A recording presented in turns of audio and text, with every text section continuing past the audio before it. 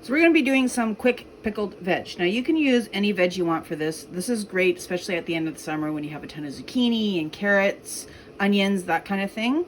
Today we're going to be using grape tomatoes and some fennel. So what I've done with the grape tomatoes, I've just put a little hole in them just so that the brine can get into it when it's sitting in the fridge. So these are good. You can keep them in your fridge for up to 3 weeks. If you want to keep it longer, or you have a huge abundance of vegetables, you can definitely can these. You can do this in a water bath canner, so you don't need anything special. So fennel. Fennel is amazing. You can eat it raw. It is a great in soups. It's great roasted. It's good in stir fries as well. It has a bit of anise flavor, so that's kind of like a licorice type flavor. So we're just going to take off the tough parts here, and we're just going to chop this up.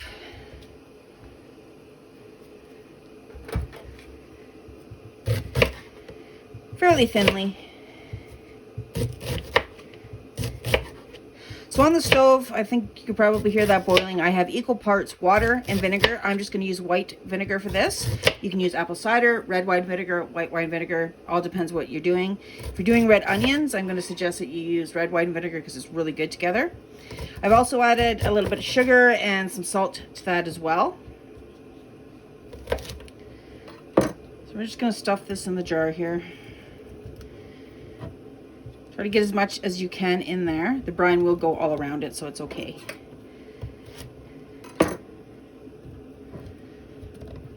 Fortunately, there wasn't a lot of fronds on this, but I'm going to try to pick off what I can and just shove that in there as well, just for a little extra flavor. I'm also going to add some crushed garlic. So this is going to give a mild garlic flavor. If you want really, really garlicky, then I suggest that you slice it and then stick it in. I'm going to put some rosemary in there as well, because rosemary goes good with all of this. You can use fresh herbs if you want. You can use dried as well.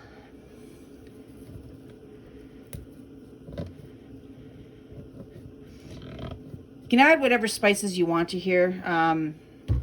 Mustard seed would be good. Peppercorns would be great as well. So with this jar as well, I washed it in some warm soapy water and made sure it was totally dry before I started shoving everything in there.